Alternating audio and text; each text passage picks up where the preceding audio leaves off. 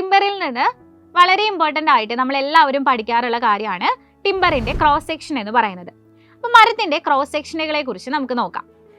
മരത്തിനെ നമ്മൾ cross section ചെയ്യുന്ന സമയത്ത് നമുക്ക് രണ്ട് രീതിയിലാണ് ആ ഒരു സ്ട്രക്ചർ കാണാനായിട്ട് സാധിക്കുക. ഒരു മാക്രോ സ്ട്രക്ചറും മൈക്രോ സ്ട്രക്ചറും. നമ്മളുടെ കണ്ണുകൾ കൊണ്ട് നമുക്ക് നേരിട്ട് കാണാനായിട്ട് സാധിക്കുന്ന സ്ട്രക്ചറിനെയാണ് നമ്മൾ മാക്രോ സ്ട്രക്ചർ ആയിട്ട് പറയാം. ഈ മാക്രോ സ്ട്രക്ചറിനെ കുറിച്ച് നമുക്ക് ഡീറ്റെയിൽ ആയിട്ട് നോക്കാം.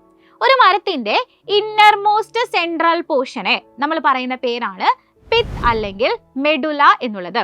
ഒരു പ്ലാന്റിന് അതിന്റെ യങ്ങർ ഏജിൽ വേണ്ട നറിഷ്മെന്റ്സ് പ്രൊവൈഡ് ചെയ്യുക എന്നതാണ് ഈ ഒരു പിത്തിന്റെ ഫംഗ്ഷൻ എന്ന് പറയുന്നത്. ഒരു മരം മെച്യൂരിറ്റി പീരീഡിലേക്ക് എത്തുന്ന സമയത്ത് ഈ പിത്ത് സാവധാനത്തിൽ ഡീകേ ചെയ്യാനായിട്ട് തുടങ്ങുന്നു.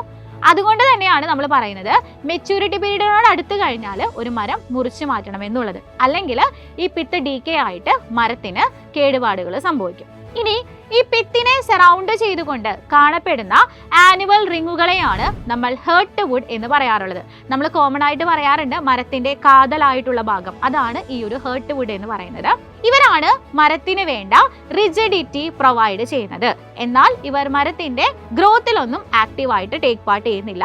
അതുകൊണ്ട് തന്നെ ഇവരെ മരത്തിന്റെ ഡെഡ് പോർഷൻ ആയിട്ടാണ് നമ്മൾ വിളിക്കാറുള്ളത്. ഈ ഒരു ഹേർട്ട് വുഡിനെ സറൗണ്ട് ചെയ്തുകൊണ്ട് നമ്മൾക്ക് കാണാനായിട്ട് സാധിക്കുന്ന ആനുവൽ റിങ്ങുകളെ നമ്മൾ സാപ്പ് വുഡ് അല്ലെങ്കിൽ അൽബേണം എന്നാണ് വിളിക്കുന്നത്.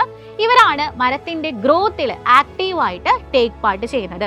ഈ ഒരു ഹേർട്ട് വുഡിനെയും അതുപോലെ തന്നെ സാപ്പ് വുഡിനെയും ചേർത്താണ് നമ്മൾ ആനുവൽ റിങ്സ് ആയിട്ട് പറയാറുള്ളത്. ഈ ആനുവൽ റിങ്സിന്റെ നമ്പർ നമ്മൾ എണ്ണി നോക്കുകയാണെന്നുണ്ടെങ്കിൽ അത് വെച്ച് നമുക്ക് മരത്തിന്റെ ഏജ് പ്രെഡിക്റ്റ് ചെയ്യാനായിട്ട് സാധിക്കുന്നതാണ്.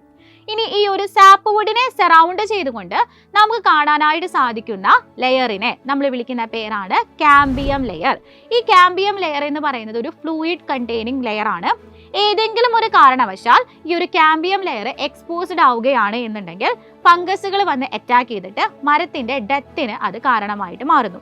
അതുകൊണ്ട് തന്നെ ഈ കാമ്പിയം ലെയറിനെ പ്രൊട്ടക്ട് ചെയ്യുന്നതിന് വേണ്ടി ഒരു ഇന്നർ ബാർക്ക് ലെയർ സ്ഥിതി ചെയ്യുന്നുണ്ട്. ഇനി ഏറ്റവും പുറത്തായിട്ട് ഒരു മരത്തിനെ നമ്മൾ നോക്കുമ്പോൾ കാണുന്ന ഏറ്റവും ഔട്ടർ മോസ്റ്റ് പ്രൊട്ടക്റ്റീവ് ലെയറിനെ വിളിക്കുന്ന പേരാണ് കോർട്ടെക്സ് എന്നുള്ളത്.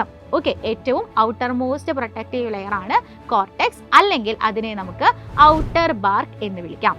ഇതാണ് ബേസിക്കലി നമുക്കൊരു മരത്തിന്റെ ഇന്നർ പോർഷൻ മുതൽ ഔട്ടർ പോർഷൻ വരെ കാണാൻ സാധിക്കുന്ന ഭാഗങ്ങൾ എന്ന് പറയുന്നത്.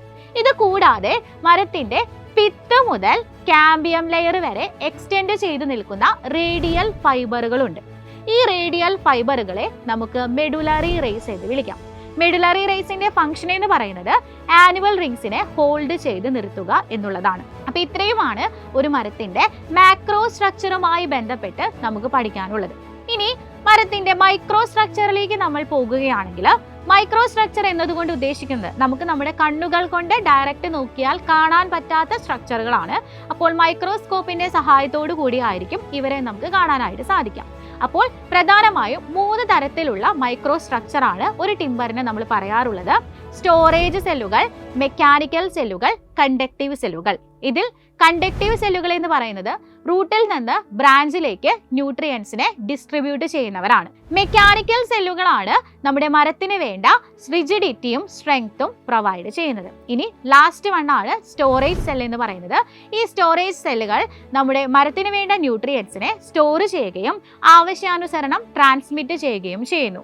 ഈ സ്റ്റോറേജ് സെല്ലുകൾ എവിടെയാണ് കാണുന്നതെന്ന് ചോദിച്ചാൽ നമ്മൾ പഠിച്ച മെഡുലറി റേസിലായിരിക്കും ഈ സ്റ്റോറേജ് സെല്ലുകളെ നമുക്ക് കാണാനായിട്ട് സാധിക്കാം. അപ്പം ഇതാണ് ഒരു മരത്തിന്റെ ക്രോസ് സെക്ഷൻ എന്ന് പറയുന്നത്. അതായത് ഒരു മരം നിങ്ങൾ മുറിച്ചു നോക്കുകയാണെങ്കിൽ ഈ രീതിയിലുള്ള ഭാഗങ്ങളായിരിക്കും നിങ്ങൾക്ക് കാണാനായിട്ട് സാധിക്കുക. ഇതുപോലെയുള്ള എക്സാം റിലേറ്റഡ് ആയിട്ടുള്ള കൂടുതൽ കണ്ടന്റുകൾ ലഭിക്കുന്നതിനായിട്ട് നിങ്ങൾ ഞങ്ങളുടെ ചാനൽ സബ്സ്ക്രൈബ് ചെയ്യുക, നിങ്ങളുടെ ഫ്രണ്ട്സിലേക്ക് ഷെയർ ചെയ്യുക.